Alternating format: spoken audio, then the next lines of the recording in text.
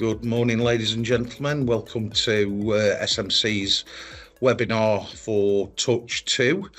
This morning, this webinar is being recorded.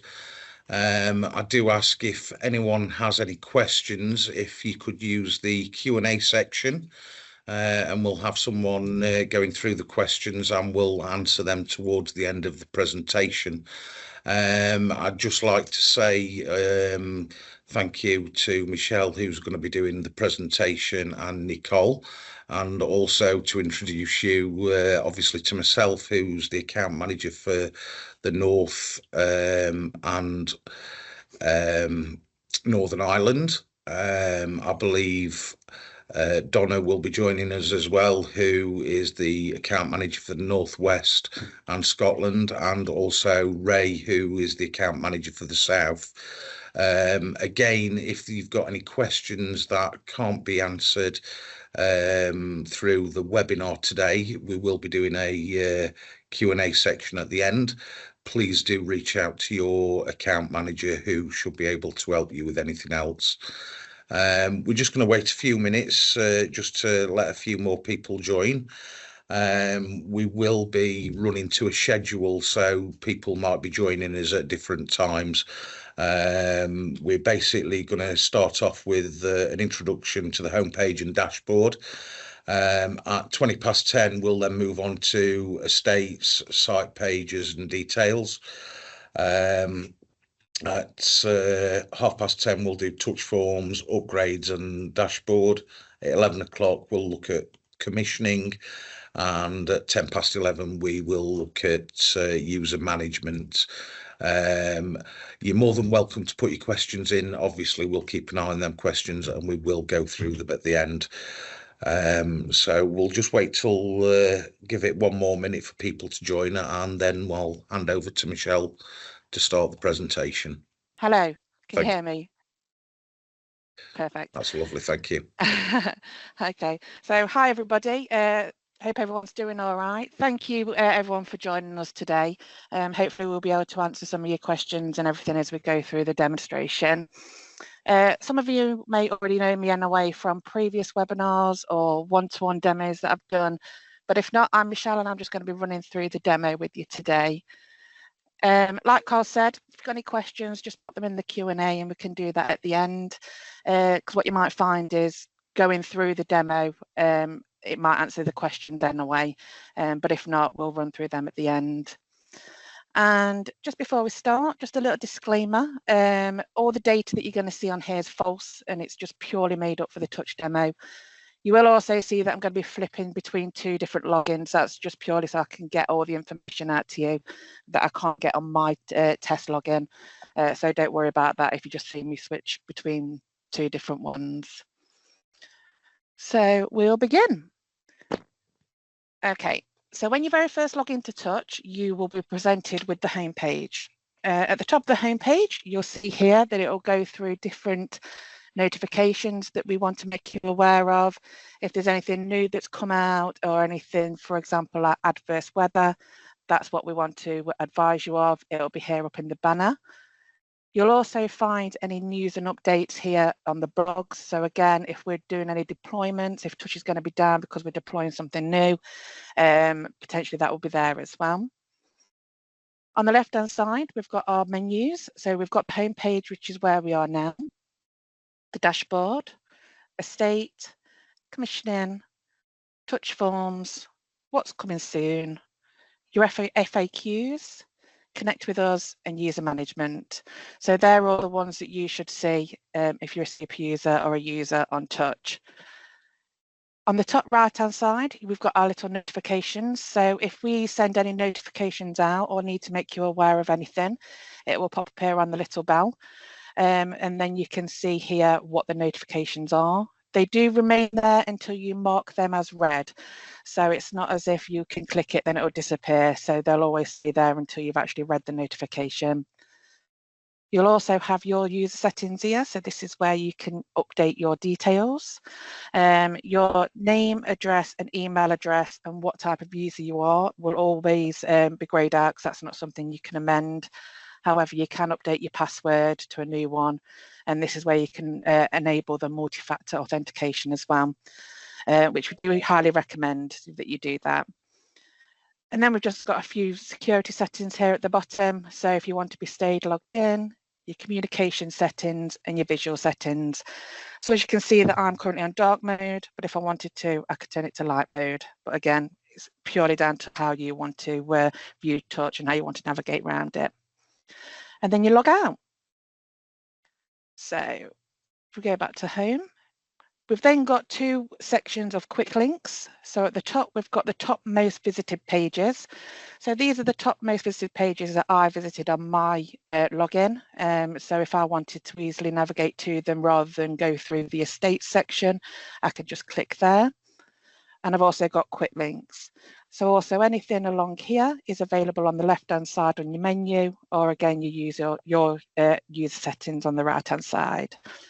So we've got show estate and list details, create and edit key holders, place systems and test, manage estate users, edit my details, and then the dashboard. And then just at the bottom, we've got our touch documents. So all here, we've got quite a few PDFs and user guides of how you can navigate through touch. There is a video for commissioning, which we will go through throughout this video. However, you've also got the PDFs that you can refer to as well. So you've got your upgrade form, how to add a new user, a dashboard guide. We've also got a few extras on there as well. So the guide to agent assist, so operator assist, it just goes through how that works. And then your T's and C's. So you've got your admin and ops manual, your privacy notice, and your touch license agreement just on there. So that's pretty much the home page. So now if we go to the dashboard. So on here, what we've tried to do is everything that is currently on your health check summary is the developer has extracted it from there and put it onto the dashboard, but a more up-to-date version. So it's pulling the data on some of the charts slightly differently. So on here, we've got our cancelled and new systems in the previous 12 months. You've got your total systems that are suspended and total systems that are waiting to be commissioned. We've got total systems. So here you've got your intruder, your fire, and then if you've got any CCTV. You've got your last 7-day activations versus the previous to that 7-day activations. We've got line fail, so this will show any dual path, GPRS, IP. If you've got any PSTNs still out there and they're in fail, it'll show on there also. We've then got our restore failures. So on here, it's everything else. So this is all your alarms, so your fire, your panic, your intruder, etc. If anything's still an alarm, it'll show on this chart.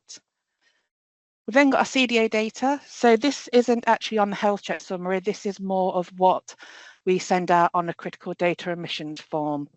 So if we've got no password, a missing postcode, missing premises number, less than 2 key holders, and we recently just added another chart on there with sites with no key holders, because currently the less than 2 key holders or no key code will bring up everything, where we've now separated that, and it will bring to your attention if there's a site with no key holders available. We've then got a URN data. So this chart shows all sites that have got that are policeable zones but no URN. With it being just a test site, it's not on here, but it will also show any sites that the URN has been withdrawn, so you can see that as well. And then other data, we've got sites with no key holding company authority, or with key holding company authority, sorry, 5 sites with no authority, sites that have had no open and close in the last 30 days. Also on that chart, which I can't replicate with it being a test site, is all policeable sites that have had more than 5 activations. And again, it's just there for you to be able to manage your account and your systems, just so you're aware. An additional chart on here that we've got is the remaining PSTN sites. So as you're all probably aware that the analog lines are going. So this is just so you're aware of all the sites that are out there that need upgrading and need swapping out. We've then got all open and closes. So this will show you all sites that are currently showing open and all sites that are currently showing closed at this particular point. We've got the top 10 worst signalling sites. So again, there's no data with it being a test site, but this will show you if any system is basically what we call going rogue. It's decided to send through a load of signals that we know that it shouldn't do. It's to bring to your attention that it will need potentially an engineer visit or just looking at. And then an additional chart again, we've got sites with an active URN. So we do get asked quite often for a list of sites with the URN, just so you guys can obviously manage your estate. We've put a chart on there so you can then just pull it off here as well. So on each chart, you're able to export this to Excel. So every chart that's got this little green arrow icon, if you click on that, it then downloads at the top right-hand side. That downloads into Excel, so then you can do what you need to do with it. Also on each chart, you can click on this each section of it as well, and it will take you to them particular systems. So say, for example, I look at the total suspended sites and the weighting. If I click on this one, which says suspended sites, it will take me to the two sites that are suspended. So it's not as if I know that there's two sites, but I've got to go looking for them. It will take me directly to them. I can also then go to that site by clicking on it. So if I just go to Sally Test, it then takes me directly to the site that's suspended. And if I wanted to unsuspend it or put it back live, I just click the unsuspend button and then make back live. And then I know now that that's back live. You'll also see on the dashboard, again, mine's all out of sync with it being a test site, but you've got your last update and your next update. So majority of the charts update every 30 minutes. We've got some that update every hour and then some update every 24 hours. So this just means that all the information that you've got on this dashboard is live. Whereas the health check summaries that you get, that's only live at the point of what it's ran at. So if you're receiving that on a monthly basis, potentially 2 or 3 days after you've received that, it could be out of date. Whereas the chart is always up to date, so you always know that the information's correct on there. So that's pretty much the dashboard that we've got on here. We are always updating and creating more charts of more requests that we are getting, but we do find that this is a really good dashboard for people to use and to manage their estate with. So then if we move on to estate, so if I click estates, it gives me 3 options then. I've then got sites, key holders and system testing. So if we go to sites first, so this will bring up all the sites that I look after and I've got on my account. It automatically defaults to live sites only. However, on the left-hand side, we've got all sites. We've got sites that are waiting to be commissioned, sites that are suspended, sites that have been cancelled, and system templates. So obviously, most of them are all self-explanatory. However, your system templates, that is something that we hold on the administration desk. So if you've got a set of list of zones or pins that you use that is not what we class as the norm, so like Fire 1, PA2, Intruder 3, you can submit that request over to us. We will then input that on our system, and you can then see under system templates what the list of zones are. You can't amend any of those, but you can obviously keep an eye on it, and if any of them need changing, just let us know. So if we just go to live sites, at the top, we've got our little icons here. So we've got 15 sites that are live. It says there 11 fire, 3 there, which are intruder, and then your CCTV. So that's just a little breakdown of what we've got. You can search through these manually if you wanted to, depending on how many sites that you've got. Or you've got the option to search at the top as well. So any of these headers that we've got here, you can search at the top there. So if I just wanted to put in test, it would bring up anything that had the word test in it, for example. So if we then go to a site, so I'm just going to pick Touch Demo for an example, and this is what you'll get. So on the top of the page, it gives me the site name along with the system CS number, which I've currently got as Touch Demo. On the left-hand side, I've got the site details. So I've got the name, address, postcode, password, and premises telephone number. Anything you see with a little pencil, you can update yourself. So if I wanted to update the password, I just click on the pencil, update the password and save changes. And that's now changed. That replicates over to our system straight away. So as soon as you've updated it on Touch, it'll update on our system as well. You'll also see next to the password, we've got a little I symbol. So what it automatically does by default is asterisk most half of it out. If you click on the I, you'll be able to see the whole of the password. And again, if you click on it again, it asterisks it out again. On the right-hand side, we've got the system details. So here you've got all your unit details. So your CS number, alt ID, your system type, the date it went live, and the current system status. So this is showing live. Again, you can update your alt ID. So again, use the pencil, change the details, and save. And once it's updated, you can see that it's been amended. As shown on the previous system that was suspended, how we unsuspended it, we can then suspend it from here. So if you just go to suspend system, it just advises you that we're going to suspend it, but it's not going to be cancelled. So we suspend the system, and then again another pop-up to say that it's been suspended, and you acknowledge that all the services will be ceased and no alarms will be received by the SMC, and then return. And then if you just want to unsuspend it like we did with the previous one, just go to unsuspend and then make live. And then it will automatically go back live. Again, that will replicate straight through to our system. So it saves you from making any calls, waiting in any queues, also waiting for any emails to be actioned. It's done straight away for you. We can then cancel systems here. So if we just go to cancel, we then have to put a cancellation type in. So in there, it will give you a drop-down box. You just select whichever it is that is the reason for the cancellation, upgrade to no account, and then cancel system. You can put a pre-date in, so if you wanted it cancelling at a later date, you can just change the cancel start date and the time, and then cancel system as well. Once you select cancel system, that then submits it through to the guys on the administration desk. They will then review that cancellation and then approve for it to be cancelled. I'm not going to cancel this one because I just want to go through the rest of it with you. Just underneath, we've got our URNs. So here you'll see anything with obviously a URN, so whether that's intruder or panic alarm. So on this one, I can see the permit type details. So it's showing me that it's a PA and intruder. It's telling me that it's Derbyshire Police and what it's for. So this is obviously, this one's intruder. The last time it was updated, panic alarm, and again last time it was updated. So you can't change any of this information, but you can view it. So it's always good to review them just to make sure that we've got the right URN, got the right police force, and if for whatever reason they are wrong, just contact us and we can make them changes. And then further down, we've got our quick links. So here we've got a test, key holders, zones, and schedules.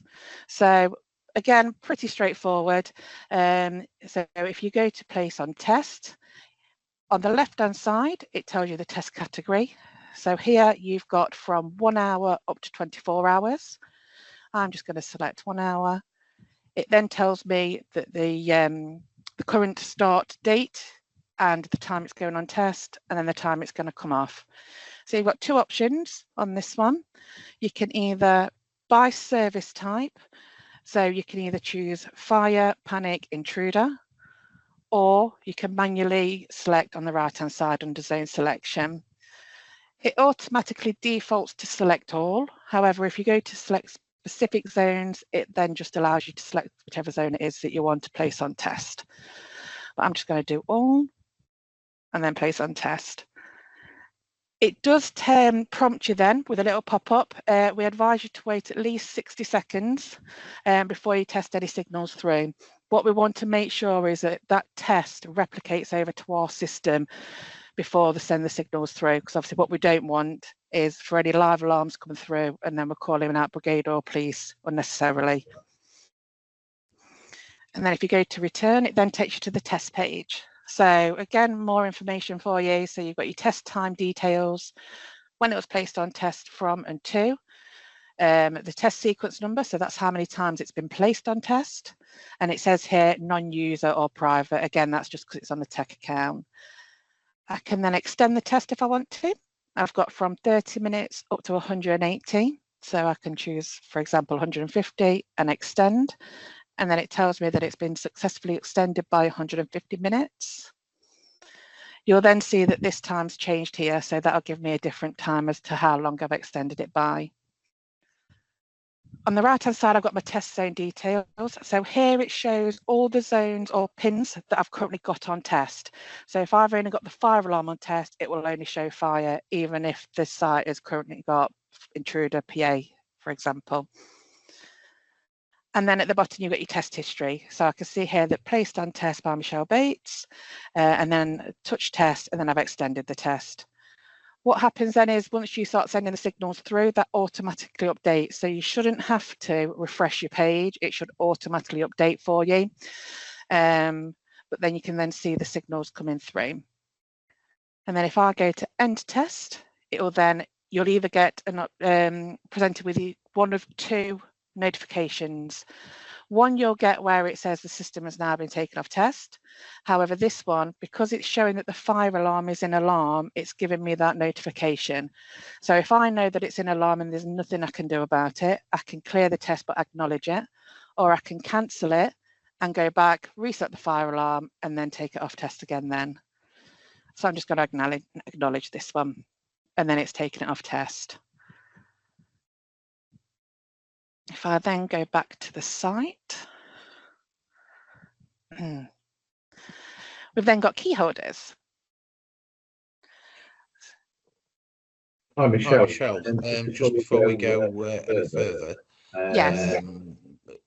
Obviously we're working to a schedule. If there's any questions that anyone's got, if you want to start putting them in the Q&A section, then we'll start to review those questions and start looking into them. I don't know why. Nicole, you're not on mute. Thank you. Okay, so here we've got the key holding details. So at the top, we've got a little key. We've got the key holding company, a key holder, standard key holders in green, and then your key holder schedule, which is in blue, and then a key holder which is suspended is in red. So suspended just means that we've put them on a holiday. On the left-hand side, you've got your active key holders, and then on the right-hand side, we've got our inactive key holders. Again, you can see as the key above what they are. So this is key holding companies. This one's just a standard key holder. You've then got a key holder suspended and a key holder with a schedule. If there is a key holder that's no longer available and I want to make them inactive, all I do is just pick up that key holder, drag them across to the inactive section and drop. And then you must ensure that you save it as well, because what happens is if you come out of this page and you've not saved it, it will revert back to what you've just done. So if you just then save, and then it'll just say that changes have been saved successfully. Down on that. Likewise, if you want to make an inactive key holder active, you just pick up that key holder, drag and drop, and put them in the active list. Again, save the details, and then that's saved then to the active key holder list. If we wanted to add a new key holder, it is just the tab at the bottom with the person and the add sign. So if I just go to that, and then here we put in the first name. So I'm going to put Michelle, put Bates 1 because there's so many names on there, just say Michelle Bates. If I wanted an individual password, which is different to the site password, I would put it in there.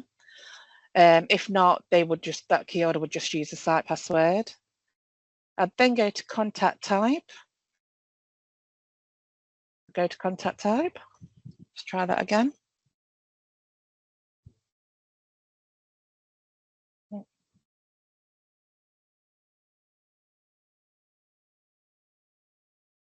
Add.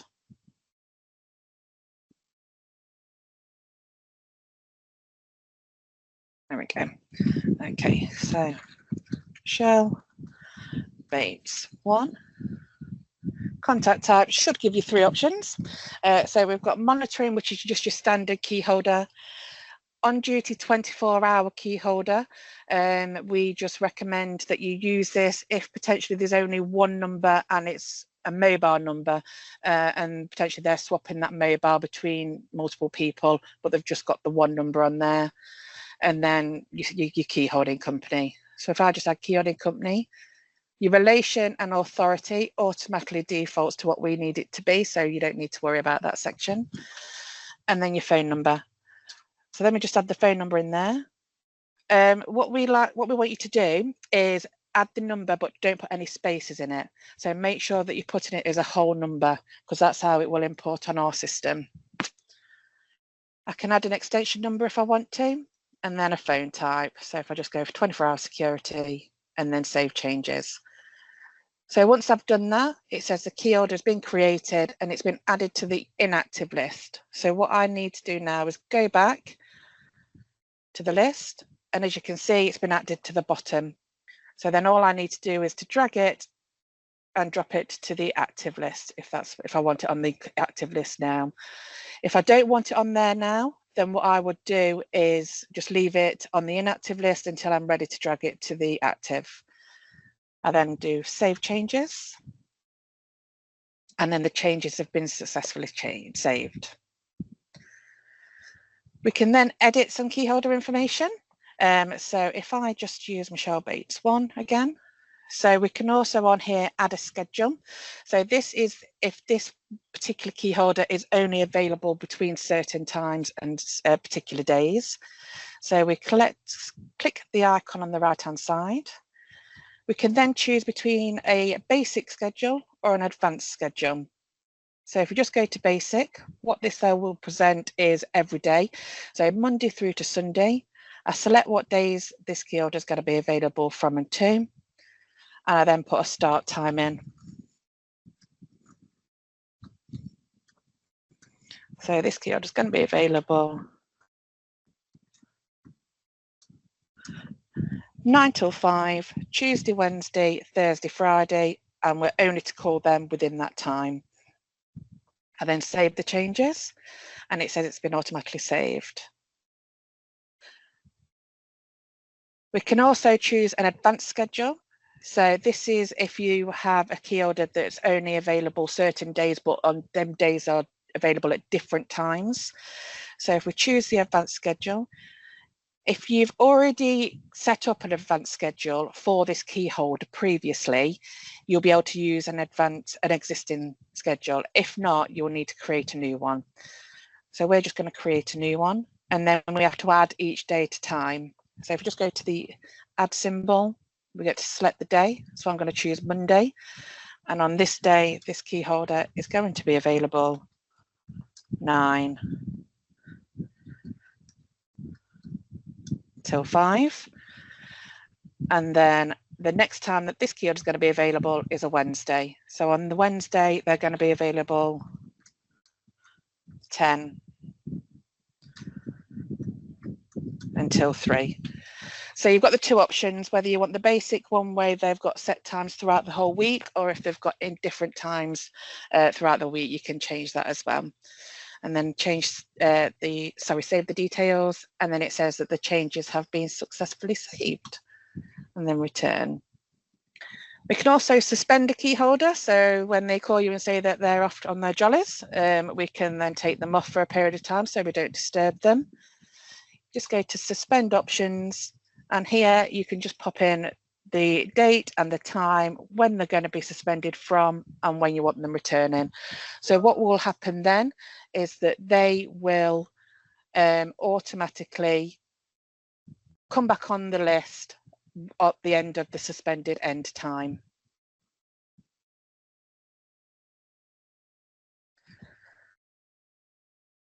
Also on the key holder section, it will tell us when it's loaded. There we go. Authorized contacts. So here, the process and the procedure to add, remove and manage are exactly the same as your key holders, but these are just authorized contacts. So these are if they're a contact on there with a password, but don't actually want to be called out as a key holder. And again, like I say, the process is exactly the same. You drag and drop to active and inactive, you edit and you add. And again, all exactly the same. If the site that you're updating has got a special instruction or what we call a procedure on the list on the site, so we call, for example, the fire brigade at certain times, you'll be notified on this section. So it does just say the dispatch page number 10, that's more for our knowledge, and then it just says permanent procedure. So if I go to the plus sign, it then tells me when this procedure was added on, what alarm it's relating to, and then if that is on specific times. It doesn't tell you what the procedure actually is, apart from at the bottom it tells you the list of key holders. You can't delete it and you can't add these, but as soon as we've added them on our system from our end, that's when you can view them. And then you've got your contact history archive. So we keep the archive on here and available to you for 3 years. So you can see what changes have been made to that key holder at any point within that 3 years that the system has been live. So on here, you can see that the name's changed. I can see that it was added on that date and then changed on the 4th of March. The order and the type has been changed and the phone number has been changed. And again, you can do that on each individual key holder. So if you get anyone querying saying, when was I added on, when was I taken off, all the information will be available to you there as well. Michelle? Yeah. I'm just looking at the chat at the minute and Rob's kindly just put something in. How do we reflect 24 hours in a day, for instance? They are available 7 p.m. till 7 a.m. Monday to Friday and all day Saturday and Sunday for a security company. Right, if that's the case, it will need to come through to us because that's not available at the moment on Touch. This is just more of your basic the schedules, and then the advanced schedule is again still more of a basic one, but not the 24-hour. So just come through to us and we can get that set up. That's perfect. Thank you. Rob, I hope that answers everything. Yeah, I can see. Thanks. Yeah, brilliant. Thank no worries, you. Rob. Thanks, No Michelle. problem. Okay. So that's pretty much your key holders on there. Again, once it's updated, it replicates over to our system. So we're always in sync with each other. We always have got the right information. It's always good as well that if you're wanting to update key holders at any time, it's available to you. You've not got to make any calls to us. You've not got to wait in any queues again. You can just log on and get them changes made. So then back to the site, we go to the zone section. So on the zones, this will tell you all the zones and pins that are currently set up on this system. So on the left-hand side, you'll see zone. So this is the number that we've got it allocated to. The description, so what is actually the zone, and the status. So if we've got a nice little tick next to it, we know that it's all normal. If we see this red bell, we know that there's something that needs attention to it. And we've also got the view call procedure. So for example, if I wanted to have a look at this fire alarm and I wanted to know what I did when this what custodian did when this fire alarm went off, you click view call procedure.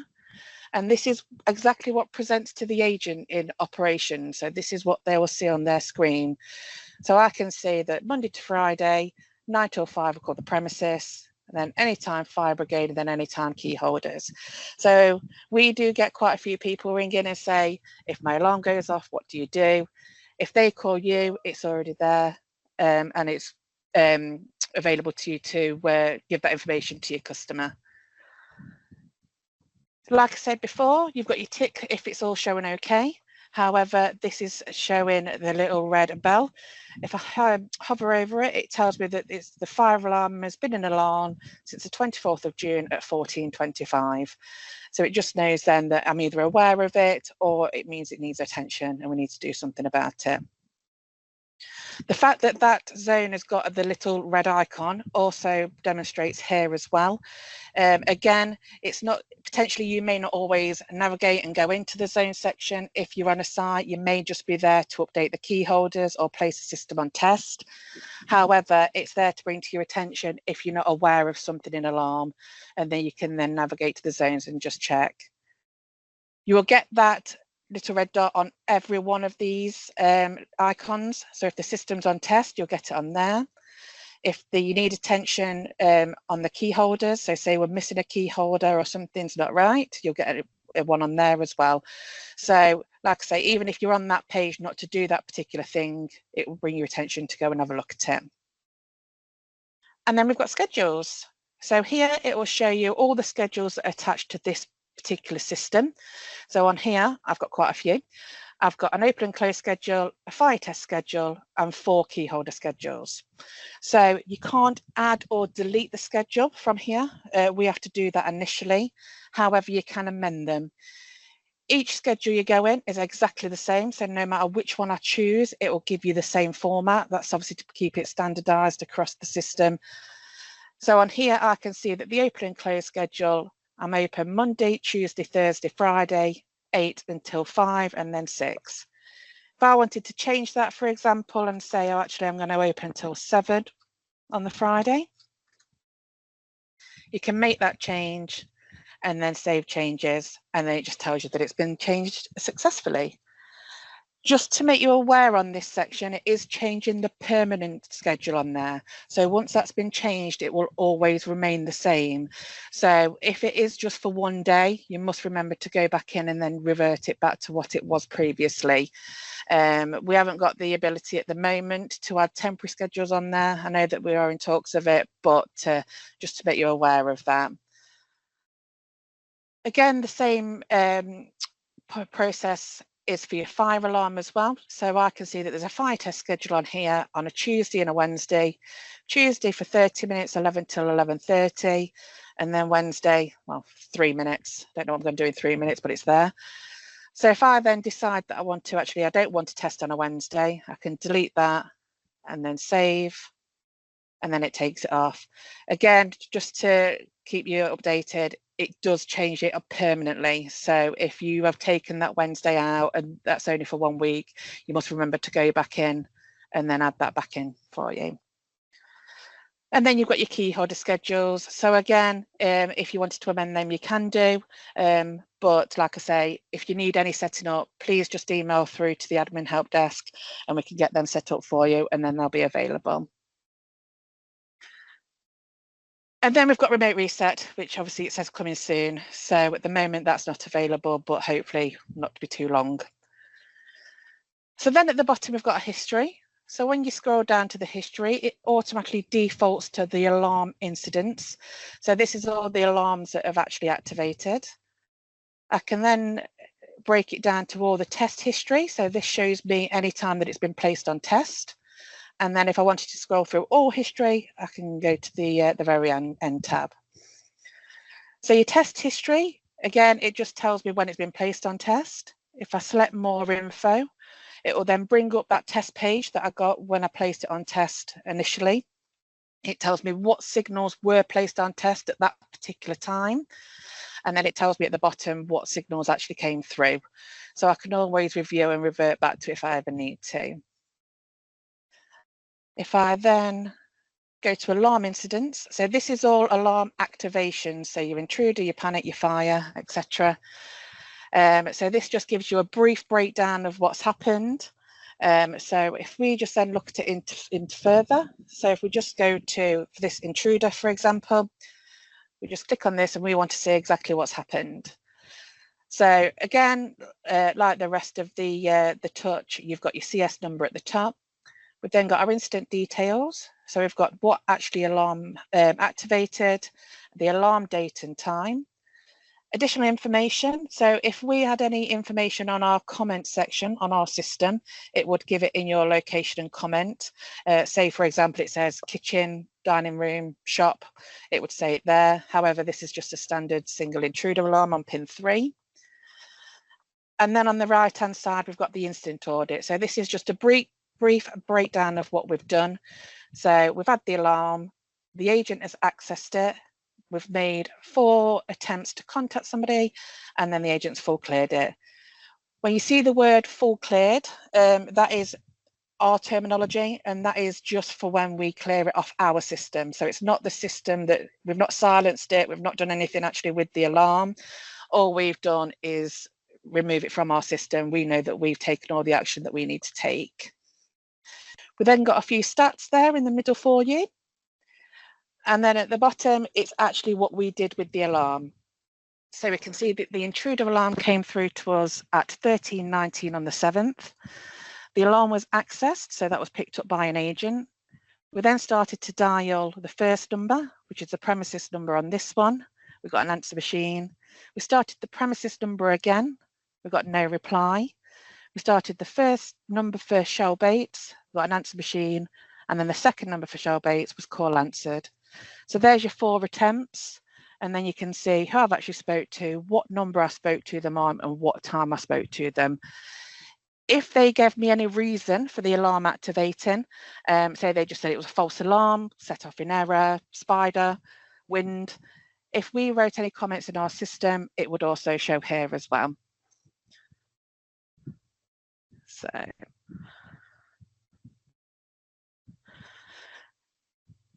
So that's pretty much the site page. I don't know if anyone's got any further questions. I'm not sure where we are on time, Carl. I'm sorry, I'm just talking away. That's okay, Michelle. Thank you.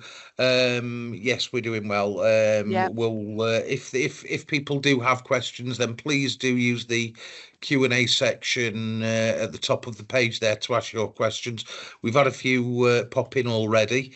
I may as well read a few of them out actually, just while we've got a few minutes before we move on to the next section. Okay. Question from Terry: systems will with log only pins, is there a way of viewing those sites on the dashboard? Now we have commented back to that.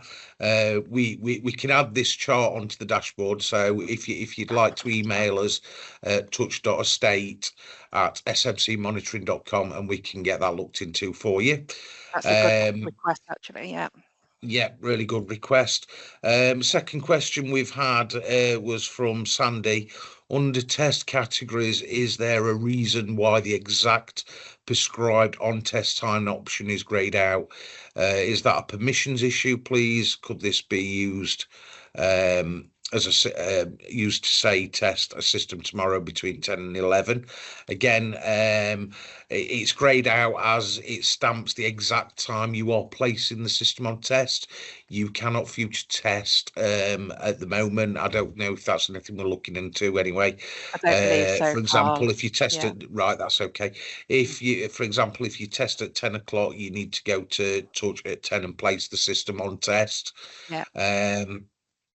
We've had a third question, again, another one from Terry. If you schedule a key holder and there are only 2, will that show that site as not having 2 key holders on the dashboard? That's a really good question. The answer to that is yes, it will. It will come out the chart once the key holders become live as well.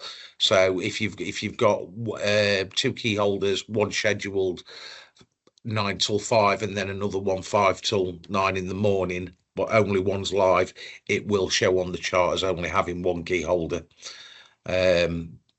unless both of them are live at the same time. Okay. Please keep your questions coming in, when we'll try and keep on answering them as we go through.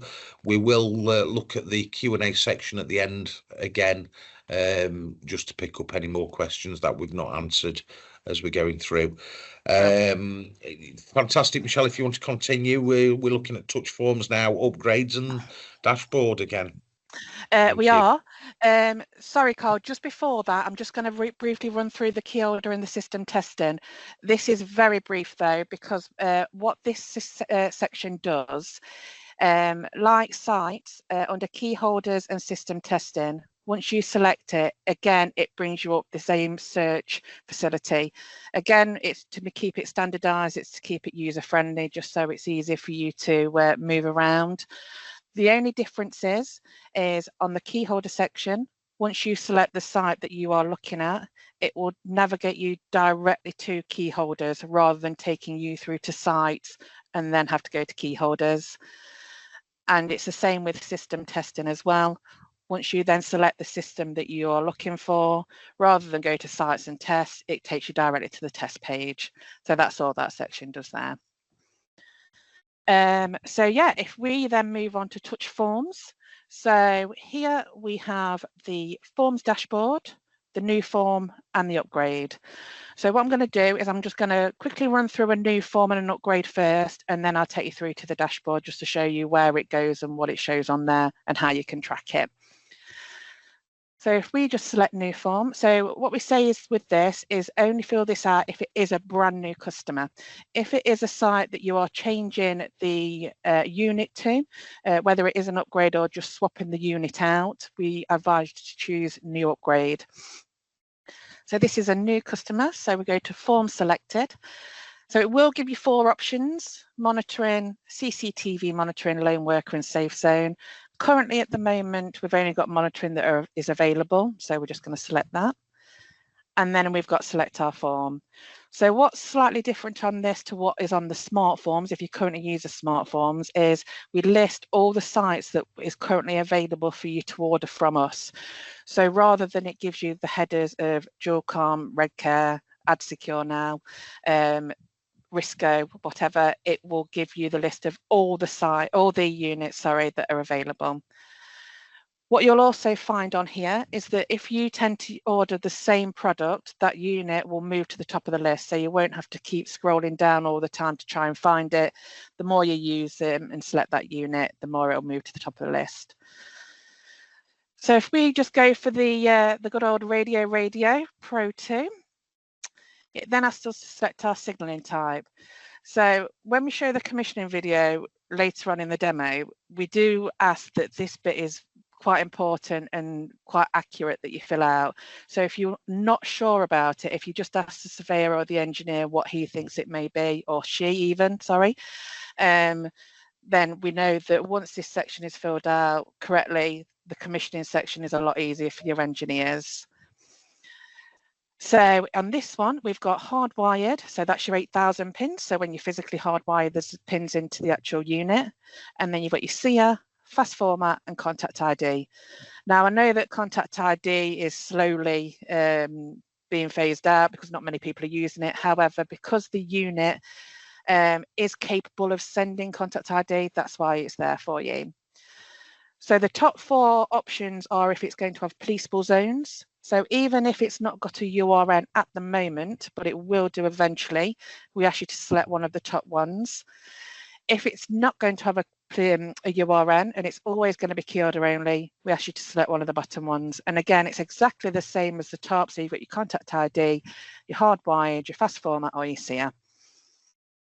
So we're just going to go for your standard of hardwired. So here, I'm just going to pop in some information. So I'm just going to run through this very quickly because rather to save any time. So I've got your site name, your address and your city, and then we're going to choose a county. Let's go for Bedford, and then your postcode. So it doesn't matter to us if you fill it out in lowercase or capitals, that makes no difference. It replicates and moves over to our system as it should anyway, so you don't need to worry about that. On the right hand side, we've got the site type, so we can either choose domestic or commercial. We've then got a premises number if you wanted to add one, site password and alt ID. So on this form, what we've done is if there's any information that we require, it won't allow you to move on any further until you've completed that information. So if I try and go to next step now, because we need a site password, it's telling me I can't go any further without inputting a password. So I'm just going to pop in there, test for now, and then next step. So I select next step and this bit grays out, and then I just scroll down.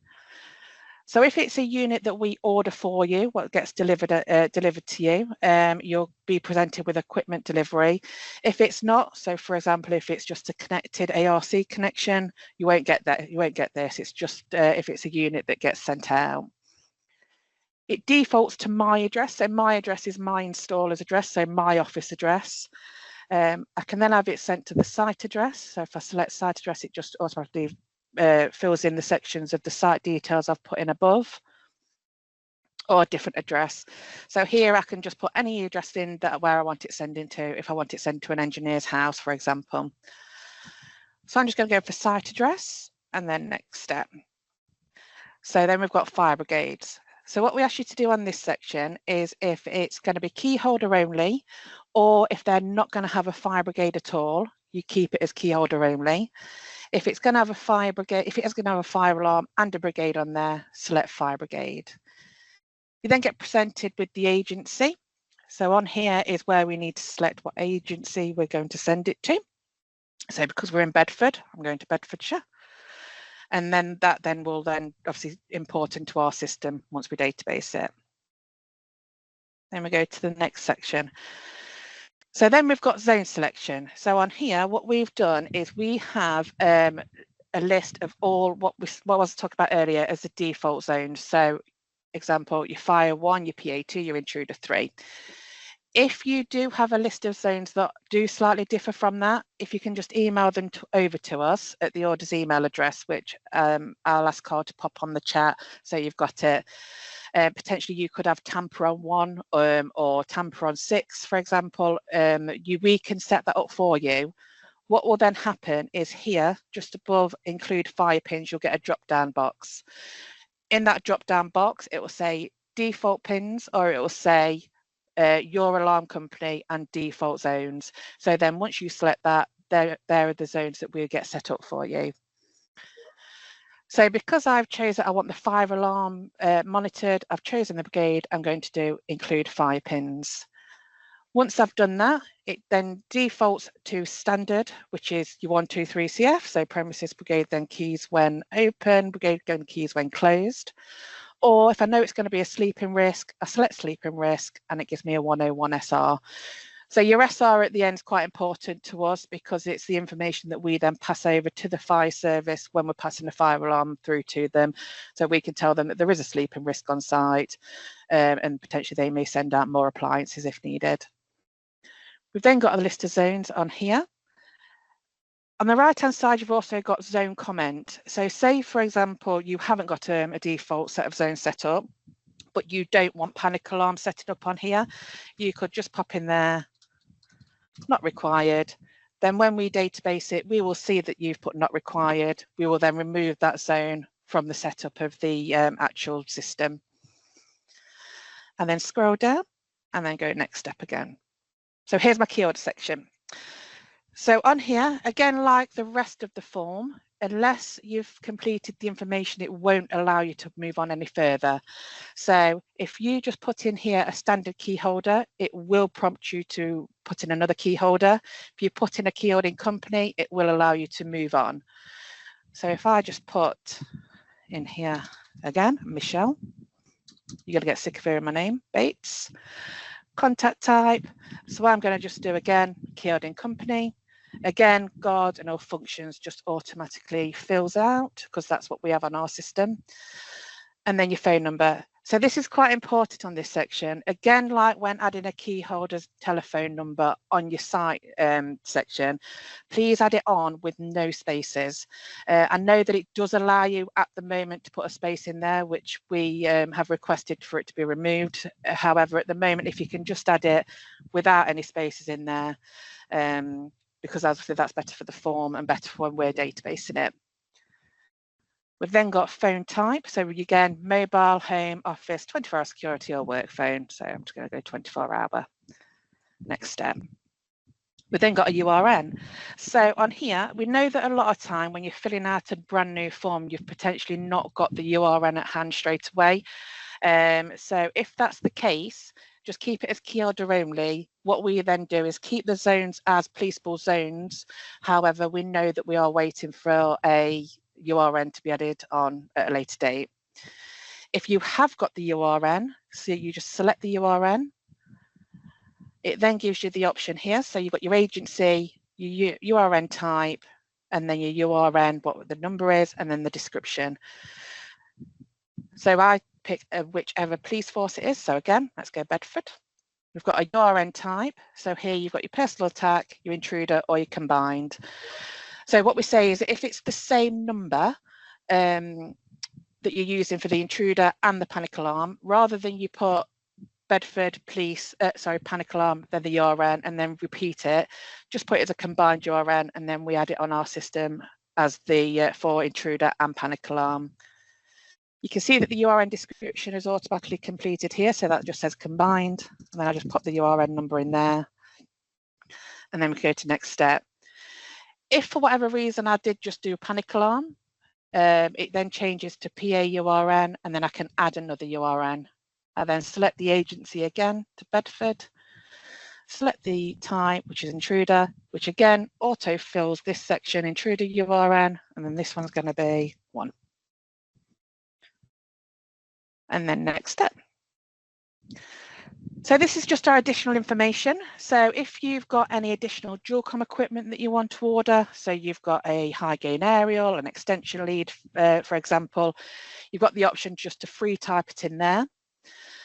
We've also got, when we was talking earlier, about the specific defaults that you might want set it up, as well as emailing through to the orders, you can also put it in there if you wanted to. But again, the orders email address should be on there. Yes, it is, sorry, there it is. So you could just email that through over to us.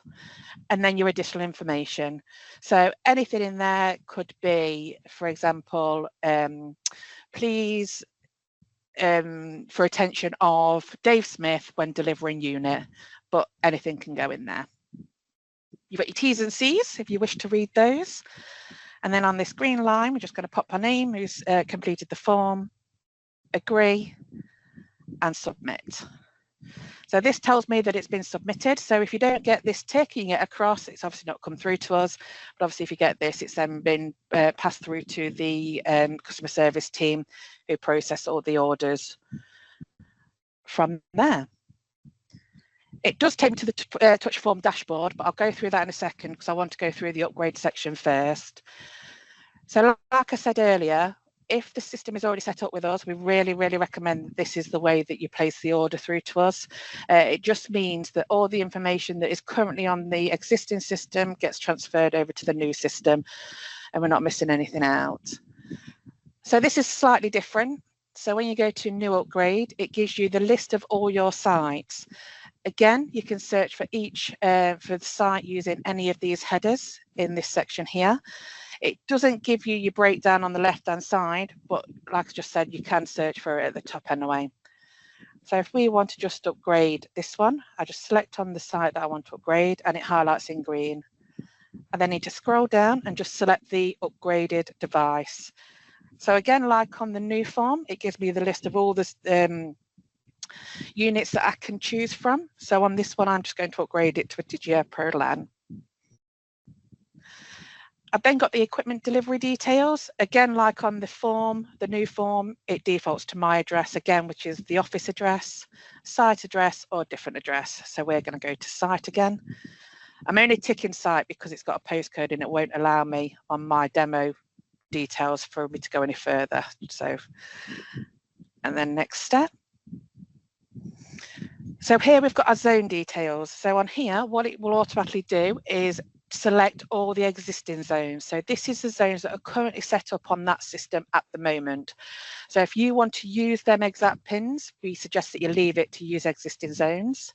If you want to use the new zones, which is the default types, it then gives you the list of the defaults. So as you can see, if I selected include fire, the defaults are 1 fire, 2 PA, 3 intruder. However, because I've submitted on this upgrade through to admin that I want to be able to use my zones, I'm going to use Michelle Bates demo. That will then change this to fast format and I want to use single, so dial capture fast format 1, 2, 3, and then it will change it. I then go to next step. And again, just your additional information, your dual-com equipment required. Again, there's that other prompt to say if you want to set up standard zones, additional information, and then your T's and C's. So again, I just pop my name in, agree, and then submit. And then again, it tells me that it's been submitted and for us to revert to the dashboard. So this is the dashboard. This will save and you'll be able to manage all your new forms, upgrades and cancellations from here. At the top of the page, we've got new forms. We've then got touch upgrade forms and then cancellations. So on new forms, these are the ones I've just submitted. Under queries is anything that's come back to me. So if I've submitted a form through and there's something that the customer service guys need to query on it before they can process that form, it will drop into there. Processing means it is currently being processed at that particular time. We've then got processed, which is everything that's been processed. Carl's been very busy doing that. We've got all forms that have been approved and all forms that have been rejected. So on these, you can also see the tracking information. So if I go to approved and I just pick up one that's been approved, so sales testing, it then will bring up the actual form that I've submitted. So all the information that I put on that new form is now here.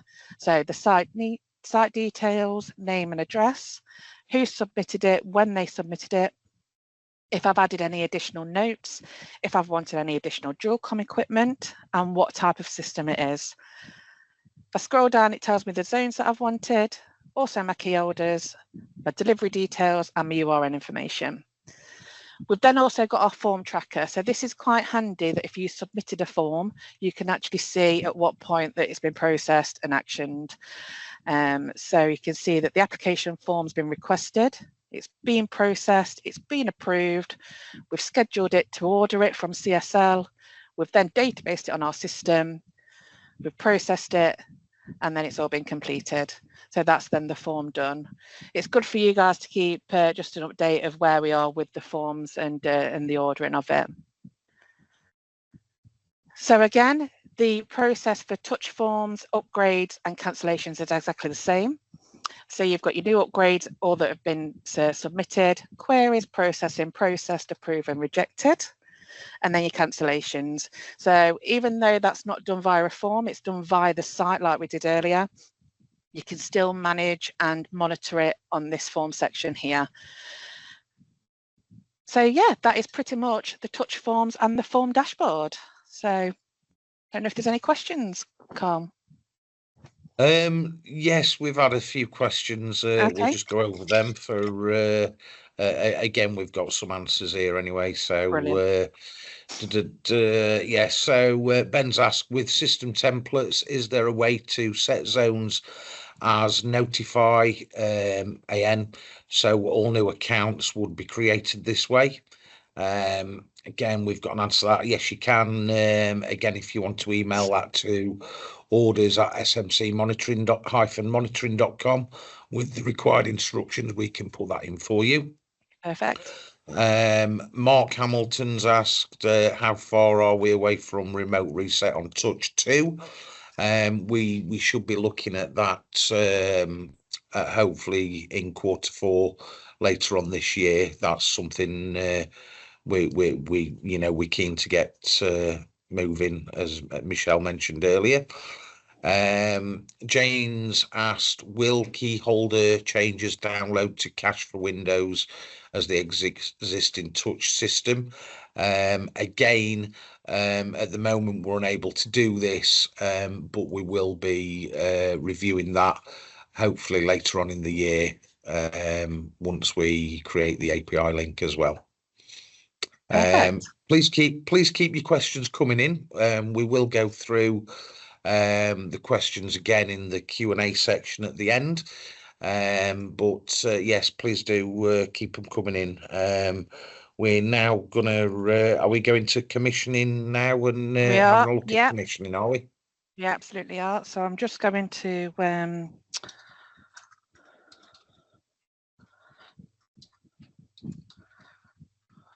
I was hoping that this was going to stay logged in, but I've been out of it too long. So let me get back into it.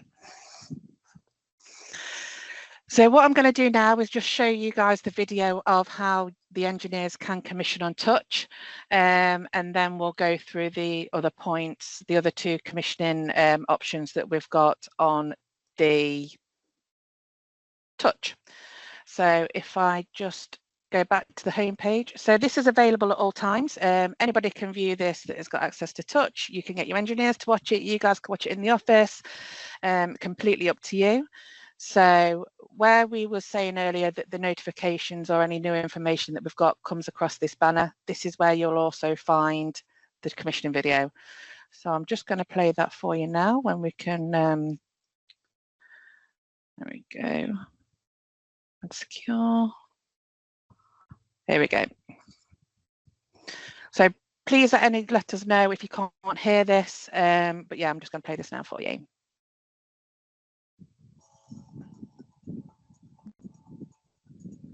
I don't think you guys can see this. Bear with me 1 second.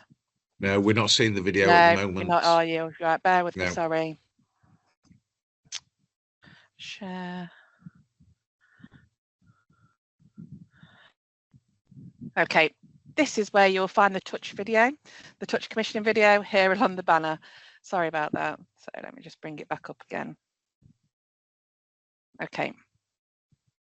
Are you able to see that now, Carl? Yeah, that's showing Perfect. now. Okay. If you want to put it on full screen as well, so it's a bit bigger. Yeah, absolutely, will do.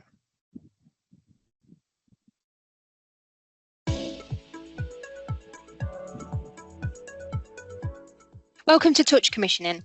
The following video will show you how to commission new sites on Touch. When you first log into Touch, it will take you to the home page. To select the site you would like to commission, navigate to Estate, then Sites. This will automatically present all live sites. To show the sites awaiting commissioning, select here.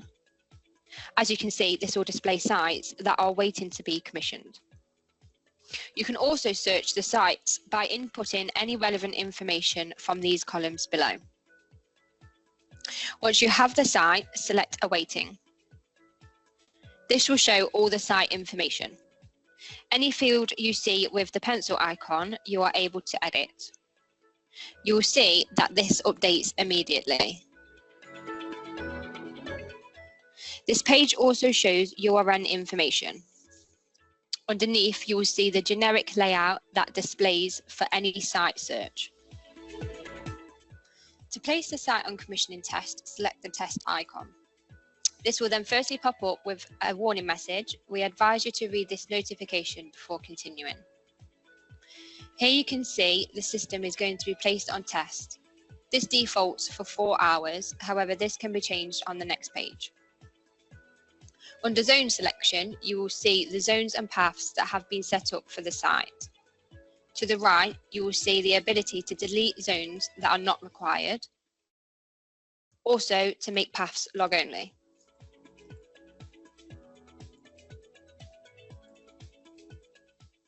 If you require any zones or paths to be amended or added, please contact the customer support team. Once you are happy with your zone selection, place the system on test. You will then be presented with a second notification. This will advise you to wait at least 1 minute before sending any signals. To the left, you can see that the start and end date and time of the test and who it is being commissioned by. Underneath, you have the option to extend the test. Once you have extended the test, you can see that the end time has now changed. Here you have a key which corresponds with the signals that you are testing. As you can see, by sending in a signal, the symbols for each zone change colour to match with the key guide above.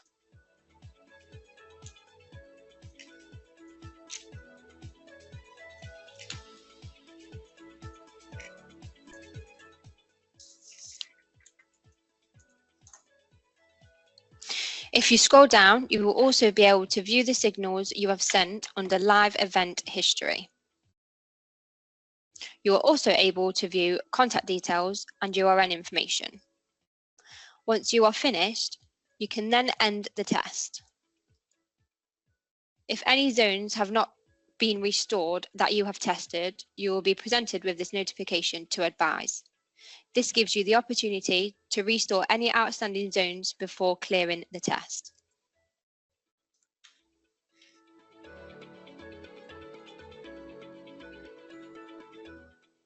We strongly recommend you review commission. This will show you your commission summary. There are 4 different results you can be given, depending on if all the zones have been tested and all the relevant information has been submitted. Here is one of the results you may see. The other 3 are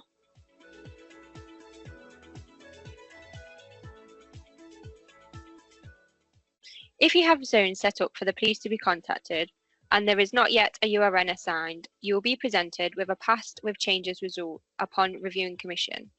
This is a feature that will be coming soon. To review your commission history, please scroll down to view the breakdown given below.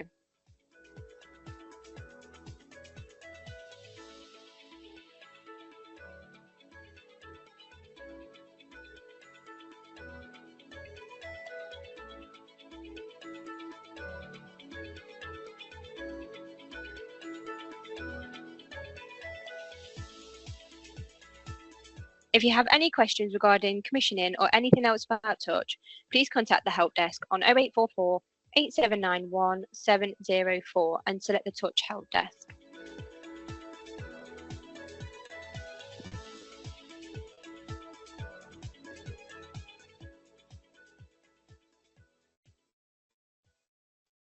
Okay, so that is the commissioning video.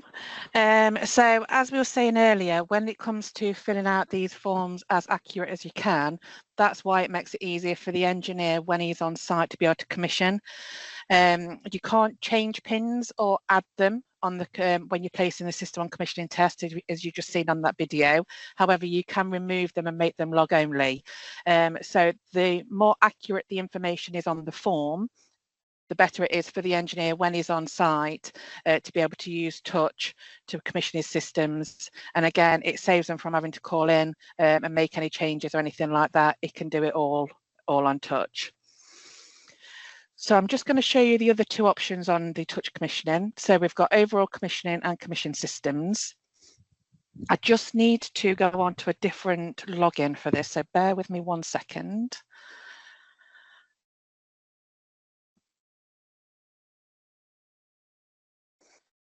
Okay, so Carl, just nod at me if you can see this commissioning screen.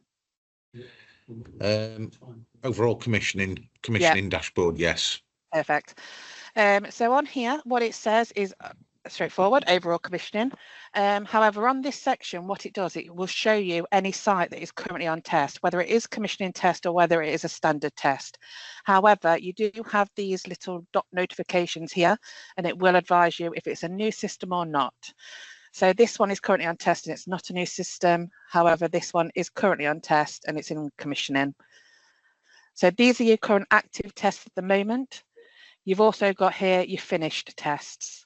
So this is a system that was tested today. If I go to view test, what it would do is it would take me to that commissioning page that you've just seen on the video that Nicole's just gone through. And it will show me exactly the same as what the engineer can see when he's on site. You can see the dots, you can see the changes, you can do the extend, you can end early. The live event history is all on there. So everything that the engineer can see, you can also see on there. You've also got then commission systems. So these are all the systems that have currently been commissioned on this for this particular installer, so my test site. So it tells me that systems that have been commissioned today, all that have passed, all that have failed, and all previous systems. So again, I'm just going to move on to the other page just so you can see it. And it gives you more information. Okay. So if I go to commission systems on here, as you can see, we've done quite a few testing on this section. So this is all the past commissioning systems, everything that's failed, and then all previous commission systems. If I select on any of these, it takes me to that review commission page. Again, like on the video that we advise the engineers just to check to make sure everything's come through as it should and that they've not missed anything. You've got your tracker and your commission history details here at the bottom. So it can see that it's checked for your zones, it's checked for your key holders and everything like that. So that's commissioning. So yeah, any questions on that, Carl? Yeah, we've just got a few questions come in. We'll just go over them now. So we've had Callum ask, can we get email confirmation of new orders, so when we can reference at a later date? That obviously that information is available on the touch dashboard, as Michelle's gone over. You can go into the form, the relevant form for that customer, and that will be in processed. And if you scroll to the very bottom of that form, then there is a tracker information there. We are also looking at, whilst we're talking about the form tracker, we are looking at, and is in development at the moment, about having delivery information on there as well. So that's something that will be coming in the future. Is there any progress with getting account numbers included on the delivery notes with Add Secure Units? We'll come back to you on that one. We're not sure on that one yet at the moment, Emma. Other questions we've had is, let me just go to them again. I apologise. One from Rochelle. I can see that some of our site system permanent schedules have more than a week's worth of days. The schedule is grouped by days of the week rather than by Sunday to Saturday. Is there a way to change this? Again, Rochelle, if you can email the query into touch.estate@smc-monitoring.com, and we'll need to confirm a few more details in regards to that schedule. And if you can also send us examples, we can look into that for you.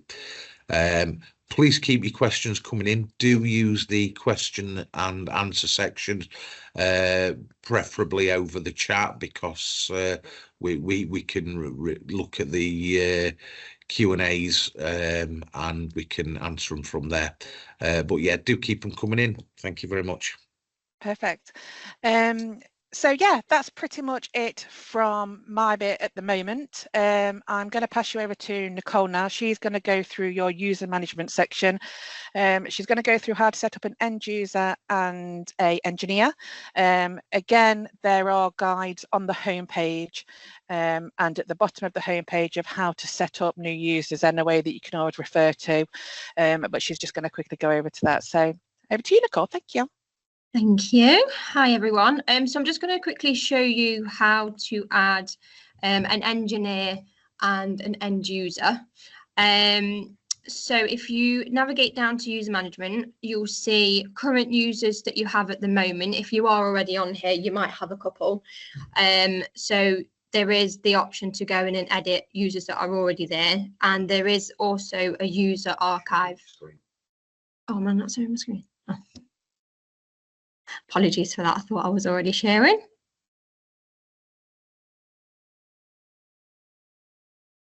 There we go. Okay, I believe it's on now. So apologies for that. Yeah, so if you just navigate down to user management, like I said, you've got current users in there at the moment, and then you've got an archive of users. The archive is there for if you want to view who has created them, or if there's been any changes made to the profile.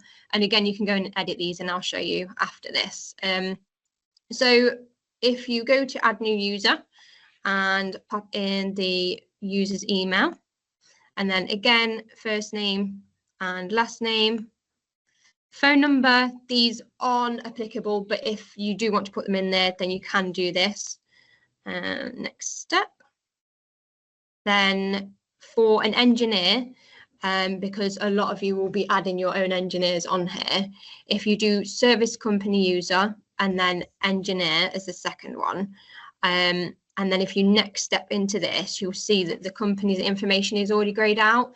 So because you are the super user, this means that it tailors their profile to your company number. So you can't add anyone that is not underneath your company.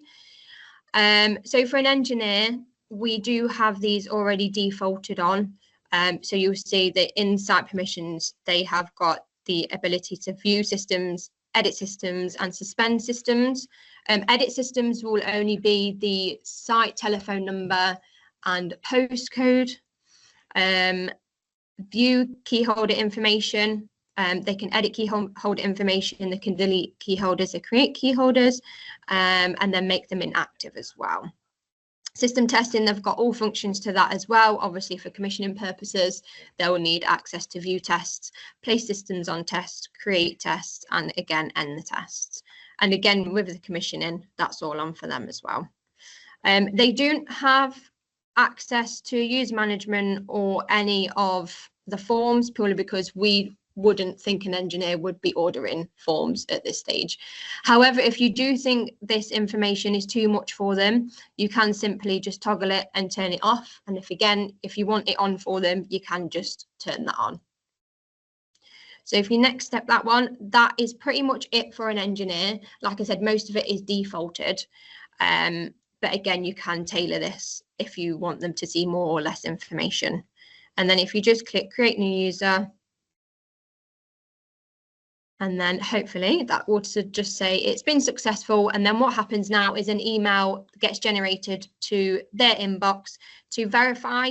They just click in the into the email, verify, create a password, and then that will pop up our end to say they're all ready to go.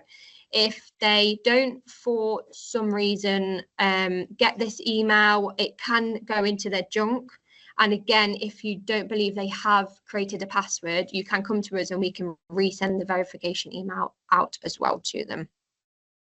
So that is an engineer. And I'll just show you an end user, which would be your customer as well. When this loads.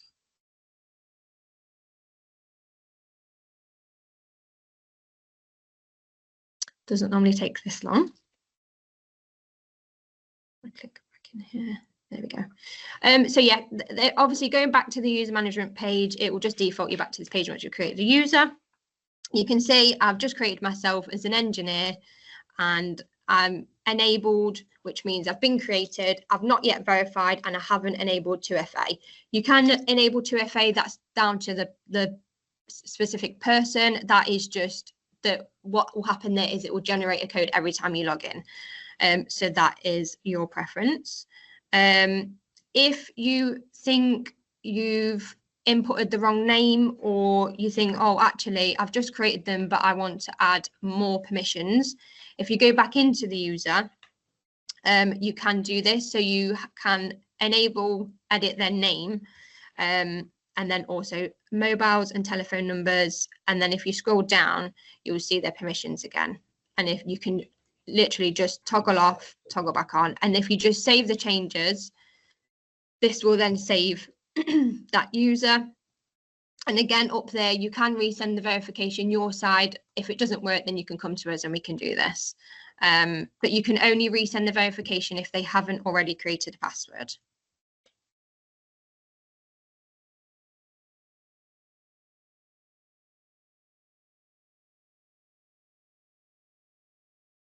So I'll just take you through the process of adding an end user. So again, if you just click add new user, and we'll just do user. So again, just email address, first name, last name. Again, phone number is completely down to you. For an end user, we do have an access type of end user and an access level of end user. This is more retained because obviously with them being an end user, we don't give them typically the access that an engineer would have. So if you just next step this one, again, it will grey out the company information because they are under your company, so they'll see no other information other than that. Then this is slightly different. So you can add their specific site. So let's say Joe Blogs has a site tailored to him, his residential site. You can literally just click the button and it will only give him access here at the bottom to his site alone. It will not give him access to all of these unless you physically go in and tick them all. So if Joe Blogs has 2 sites you want him to see, again, just click the 2 and you'll see at the bottom here, they'll just add on. This is slightly different, obviously, like I say, for customers, you only want them to see their site, so it's set up slightly different.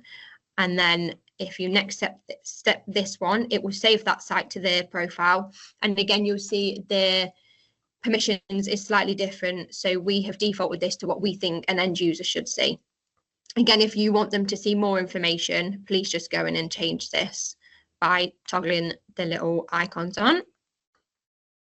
And then if you next step that one, create new user, it just do the same thing. So send them an email to verify. They'll go in, create a password, and then they should be on to touch. If you do need any more help and guidance on this, there is on the homepage a guide on how to add users, I believe. Add a new users guide, and that will retain all the information you need to add a new user. But again, if you prefer to go over the phone, please just call us. The only other thing I will say is on this, I have come across quite a few customers where they are monitored.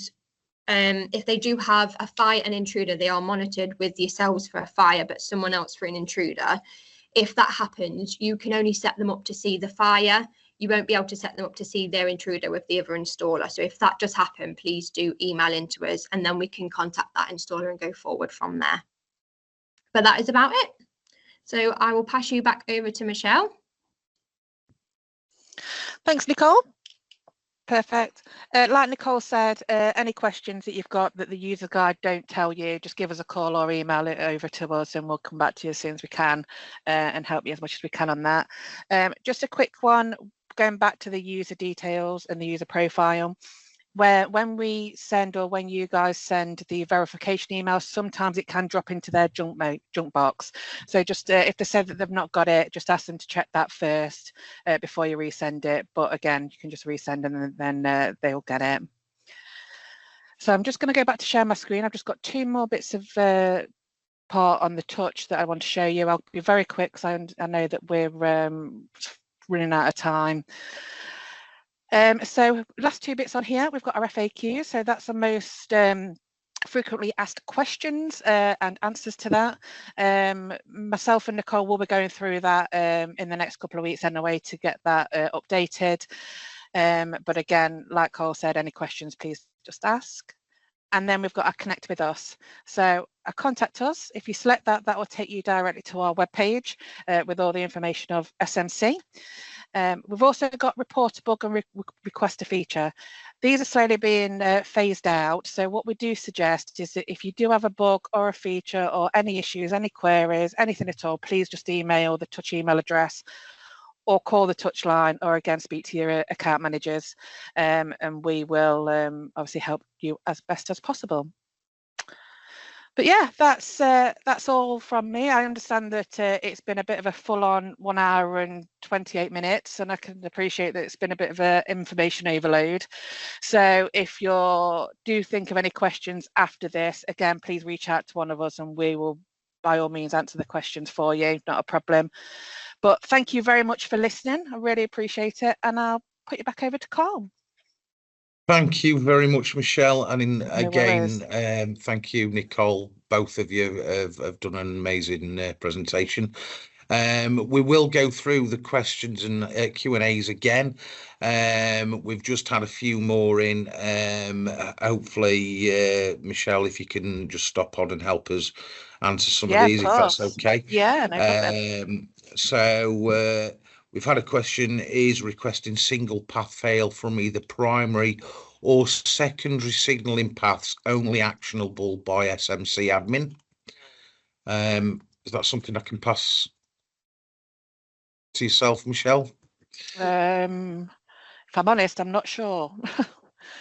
All right, okay. Well, we'll come back to you on that one. Yeah, we can have a look at that. Yeah. We'll come back to you on that one and make sure we update you. Yeah. We've had a message from Jane. When will we have to stop using touch and go over to touch 2 fully? Obviously, we're still developing the Touch 2. You won't have to stop using Touch anytime soon until Touch 2 does everything that the original Touch does. That is nearly there, but then there are extra features that we are looking at adding on Touch 2. Everyone will be notified, but we're probably looking into next year before anyone we're thinking of having to stop using the original version of Touch. Yeah, Kyle, can I just put in that there with the guys? Yeah, we will not ever switch off Touch 1 until Touch 2 can deliver what Touch 1 can. Absolutely. Yeah, lovely. We've had a message from Ian. When a report's coming, thank you, Ian. The reporting function is currently being developed and worked on at the moment. So again, once that option is available to you, we will let you know. But there is still the dashboard that you are able to go onto and use the functions on there to download information from the dashboard. If there's anything specific reporting wise, if you reach out to your account manager, either myself, Ray, Donna or Lewis, then they'll be able to help you and point you in the right direction if there's anything specific that you require. We've had a few questions coming in the chat.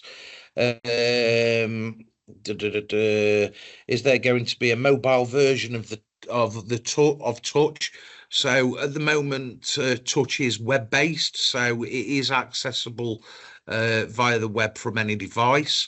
We are looking at some point at developing a app that engineers can use on the mobile phone or something like that. So, you know, we'll let you. We'll make you aware when that's available. We are actually pushing for this. It's on the roadmap, and it will be delivered. Either it'll be Q4 or it'll be towards in Q1, but it is going to be delivered as an app. Okay.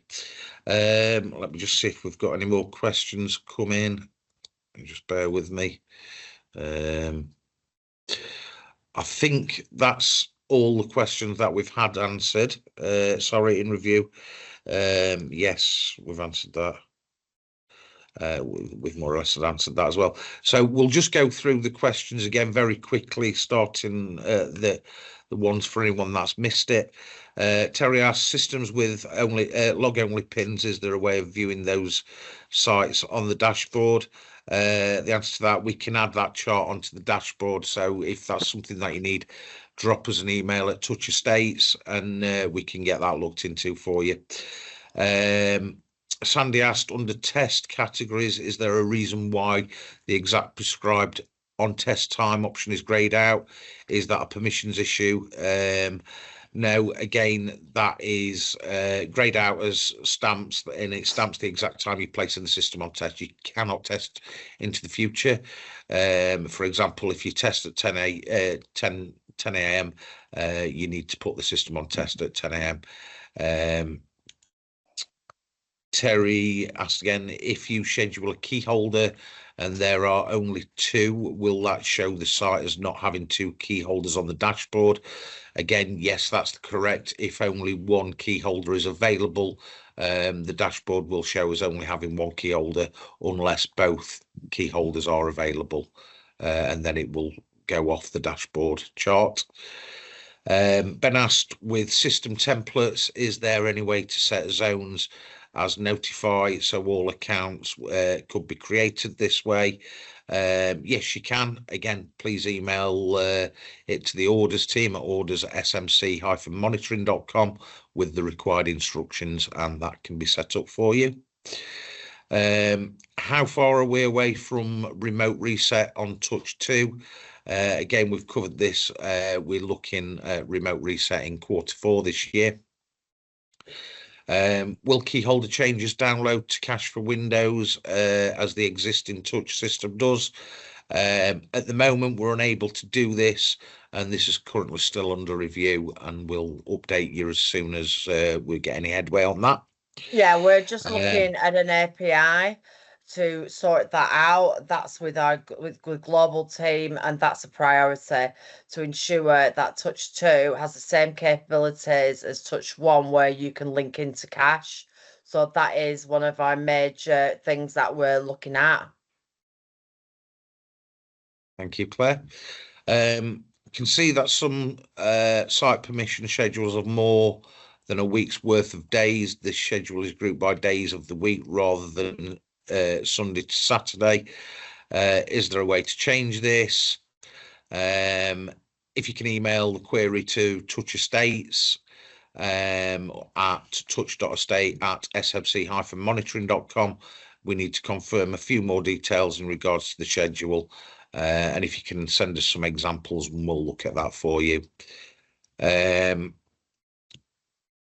Is requesting single path fail from either primary or secondary signalling paths only actionable by SMC admin? Again, we will get back to you on that one. We'll take that away and see if it's something that we need to look at. When will we have to stop using Touch and go over to Touch 2 fully? As Claire's already explained, we will not switch off the original version of Touch until Touch 2 is able to do everything that the old version can, and that's something we're pushing to get done sooner rather than later. And we will notify you when we get to that date anyway, and we'll give you plenty of warning about it. And again, the last few questions, when a report's coming, they're currently being developed at the moment. We will keep you up to date with any releases of reports or anything like that, but please use the dashboard because there is a lot of information that you're able to report on from the dashboard. And is there going to be a mobile version of Touch? Yes.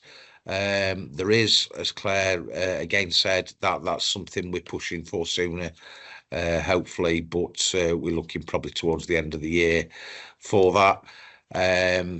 And don't forget, it is web based anyway, so they can access it on any mobile device that they've got. I think that's all the Q&As. I think just as a finalisation, I just want, on behalf of myself and the team, that they've delivered an amazing, in my view, an amazing webinar. And just remember as well, we have had issues, as you were well aware of the fire testing, and we have now developed 3 other alternatives. If you're not aware of those alternatives, as in VRT fire testing via the web or VRT Touch, reach out to your account managers because things have changed. We can put schedules in, etc. And if you need an updated fire testing procedure document that you can send out to your customers, we've got it. Just reach out to your account managers and we will be more than happy to send. The VRT web-based is exactly the same as calling the number. It's exactly the same. However, it doesn't incur any call charges whatsoever. It doesn't need an 0906 or an 0844 number. It is just purely put their CS number in, put the last 4 digits in, and it places it on test, and they can then view what they've sent. So it's just to be a good chat. If you've not got it, just reach out on the chat and we will endeavour to get that sent out to you, just so that you've got something to send to your customers. We're also at the minute looking at a newsletter to send to you about our stats, etc., etc. That will be out in the next quarter. And we're also going to be revising the keyholder responsibilities for you. So when you go out to site and you're commissioning, especially with all these new PSTNs, that you can go through with the customer our outbound numbers, get them to store them so they know who's speaking to them, and there'll be a lot of information on the keyholder responsibilities that you can provide in your packs when you go out to commission a new site or an existing site. Anything like that we're working on, and you've got our full support, ourselves on the team and your account managers, and we're there for you. You just need to reach out. Anything that you need, we're here for you. Okay, thank you, you, Claire. Carl. We've just had a few more questions come in. We'll just go through these now. Very quick question. Do you have the capacity to add a recently viewed site section? What we do have on the homepage is the top 10 most visited pages. So if it is a site that you do visit regularly, please look on the homepage. It's at the top there. If you go into request a feature, and you can put that feature in on request a feature, or drop your account manager, whether that's me, myself, Ray, Donna or Lewis, a quick email requesting that. We will send that to the development team to have a look at that. We've had another one. How long should it take to process cancellations once on touch? The official answer to that is up to 5 working days from submitting it. So don't forget, if you submit it on a Friday, it could be the following Friday, which will be 7 days. So we say 5 working days. Currently, obviously, with everything happening with PSTN upgrades and the end of Redcare, the team are very busy, but we will endeavour to make sure that that is actioned in them 5 working days to the best of our abilities. Thank you very much. Again, thank you very much. That's the end of the webinar presentation. We'll keep the Q and answer section open, I believe, for a little while. And if you've got any questions, again, reach out to your account manager or anyone on the SMC team, and we'll all be more than happy to help you. Thank you very much, and goodbye. Thanks, guys. Thank you. Thank you. Cheers.